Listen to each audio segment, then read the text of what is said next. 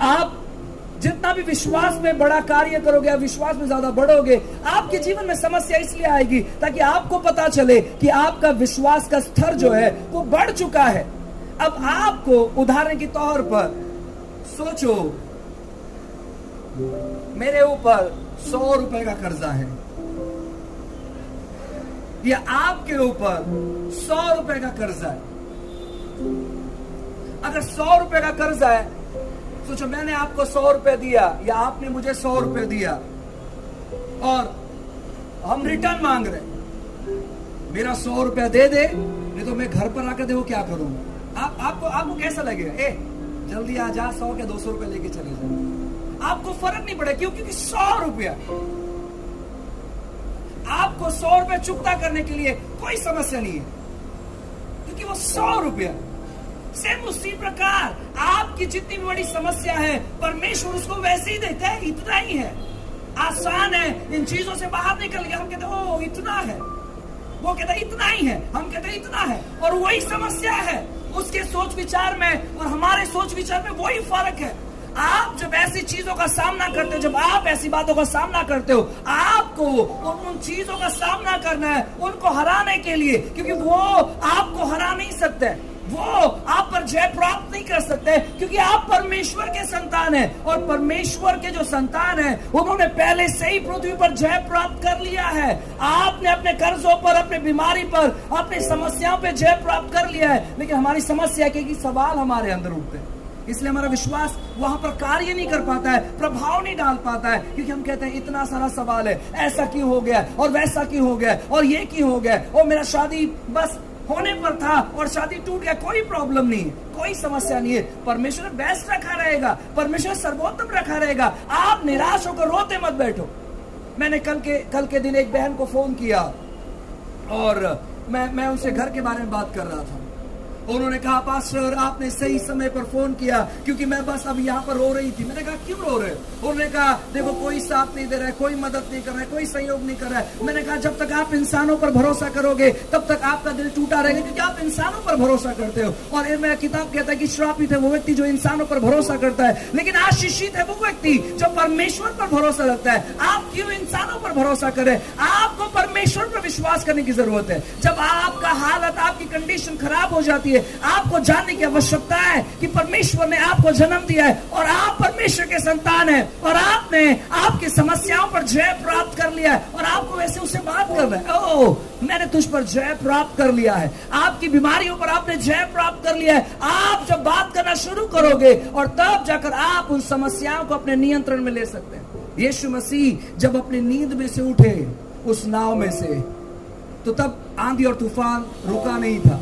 आंधी और तूफान वैसी समस्या ग्रसित था जिस प्रकार वो अपने चेलों को यीशु मसीह के चेलों को सता रहा था, उसी प्रकार वो आंधी तूफान था, और यीशु ने कहा शांत हो जा, और तब वो शांत हुआ। आज जैसे आप अपनी आंख खोलते हो, समस्या वही है, परेशानी वही है, दिक्कतें वही है, दुविधाएं वही है, और सारे चीजें जो आप अपने जीवन में देख रहे हो वो वहीं पर है, लेकिन क्या आप उससे बात करते हो या उसके बारे में सोचते हो? ये बहुत महत्वपूर्ण है। आप उसके बारे में सोचते हो या उससे बात करते हो?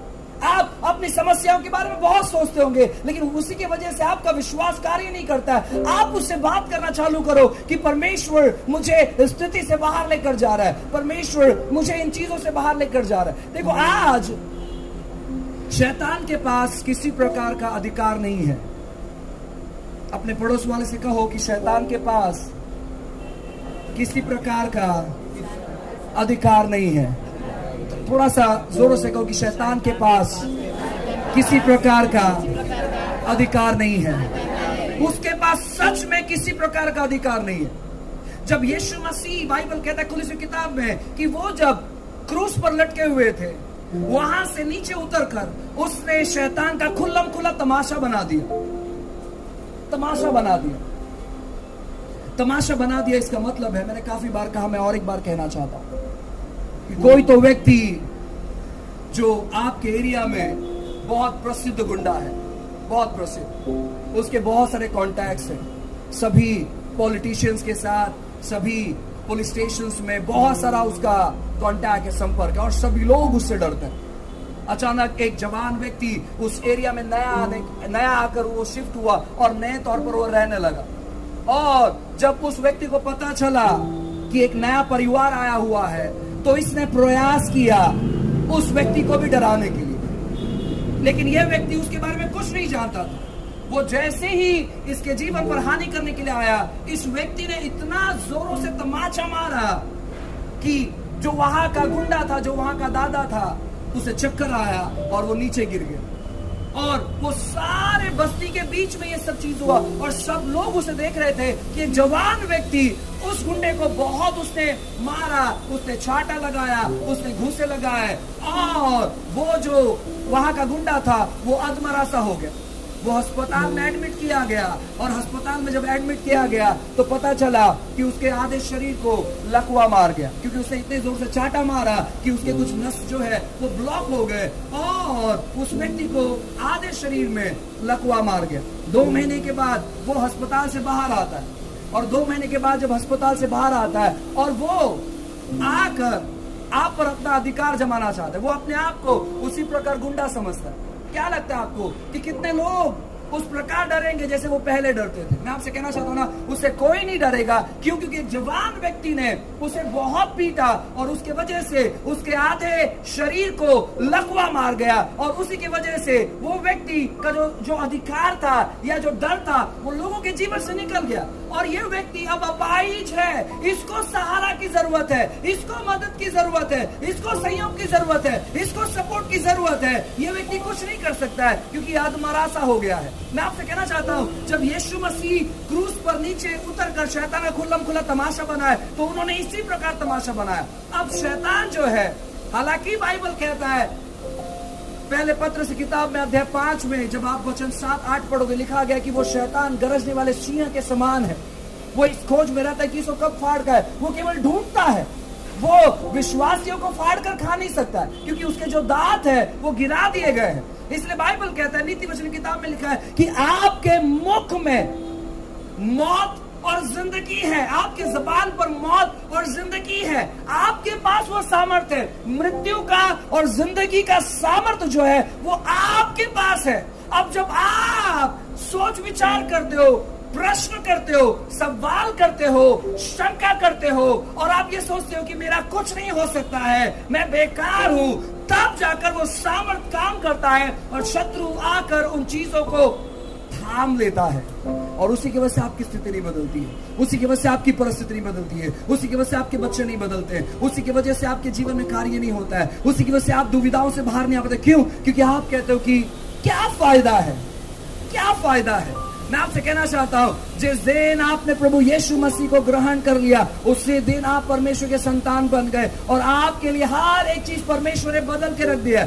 जिस दिन आप उन चीजों को देखना चालू करोगे, उन चीजों को बोलना चालू करोगे, उसी दिनों से आपके जीवन में आप बड़ा परिवर्तन और बड़ा बदलाव देखने पाओगे। लेकिन हम लोग क्या करते मालूम है क्या? जो चीज हमारी शारीरिक आंखें देखती है, उन्हीं चीजों पर हम ज्यादा विश्वास करते हैं, और वही हमारी समस्या हो गई है। आपके जीवन में अगर परमेश्वर कार्य करना चाहे, अगर आप सोचते तो आप जो है उन चीजों को समझने का प्रयास करें, आप जो है उन चीजों को जानने का प्रयास करें कि आप कोई नॉर्मल व्यक्ति नहीं है, आप परमेश्वर से जन्म लिए हुए व्यक्ति है। परमेश्वर ने आपको जन्मा है और आप परमेश्वर के संतान हैं। हालेलुया। कहे कि आप परमेश्वर के संतान हैं। पड़ोस वाले की तरफ देखें और कहे आप परमेश्वर के संतान हैं। मैं आपसे कहना चाहता हूं, आप सामान्य व्यक्ति नहीं है, आप परमेश्वर के संतान हैं, और इसीलिए परमेश्वर आपको हर स्थिति से बाहर निकालेगा, इसलिए परमेश्वर आपको हर परिस्थिति से बाहर निकालेगा। आपको ये जानने की जरूरत है, और जब आप इन बातों को जानोगे, आपके सामने चाहे आंधी आए, चाहे तूफान आए, जब आप परमेश्वर के संतान होने की नाई उनसे बात करना चालू करोगे, उनको रुकना ही है। उनके पास कोई और ऑप्शन नहीं है, उनके पास कोई और ठिकाना नहीं है। अगर आपने जो कहा उनको सुनना ही पड़ेगा, क्योंकि उस अधिकार के साथ आप बात कर रहे हैं। हम काफी बार अपने जीवन में ऐसी समस्या में रहते हैं, जब हमारे पास पैसे नहीं रहते हैं, हम सोचते हैं कि पैसा होने के बाद ही सब कुछ हो सकता है। परमेश्वर को कार्य करने के लिए पैसों की जरूरत नहीं है, आपको सही जगह पर लेकर जाने के लिए पैसों की जरूरत नहीं है, आपको बड़े ओहदे में लेकर जाने के लिए पैसों की जरूरत नहीं है, आपको बड़े मुकाम तक लेकर जाने के लिए पैसों की जरूरत नहीं है, आपका व्यवसाय करोड़ में लेकर जाने के लिए उनको पैसों की जरूरत नहीं है। आपको जरूरत है परमेश्वर के फेवर की, आपको जरूरत है परमेश्वर के अनुग्रह की, जो उसने क्रूस पर से आप पर निछावर कर दिया है। वो करने पर नहीं है, उसने ऑलरेडी कर दिया है। इन चीजों को जब आप समझोगे, इन चीजों को जब आप रिसीव करोगे, हाँ परमेश्वर मैं जानता हूं कि आप मुझे किसी के अधीन लेकर नहीं जाओगे, लेकिन प्रभु आप मुझे किसी के तो ऊपर खड़ा करोगे, किसी के तो लेवल के ऊपर आप खड़ा करोगे, जहां पर लोग मेरे अधीनता में काम करेंगे। आप अगर विश्वास करने तैयार हो तो परमेश्वर कार्य करने तैयार है। अगर आप विश्वास के दृष्टि से देखने के लिए तैयार हो तो मैं आपसे कहना चाहता हूं ना, परमेश्वर आपको शारीरिक आंखों से दिखाने के लिए तैयार है। आज आपको मैं कहना चाहता हूं कि आप परमेश्वर के संतान हैं। हालेलुया। बाइबल कहता है कि जितने भी यीशु के पास आए उन्होंने उन सबको चंगा किया, उनको सबको चंगा किया। जितने भी लोग उनके पास आए, जितने भी लोग उनके पास आए उन्होंने सबको चंगा किया। मैं आपसे कहना चाहता हूं यीशु मसीह के पास जितने भी लोग आए उन्होंने उन सबको स्वीकार किया। आप तिरस्कार किए हुए लोग नहीं हैं।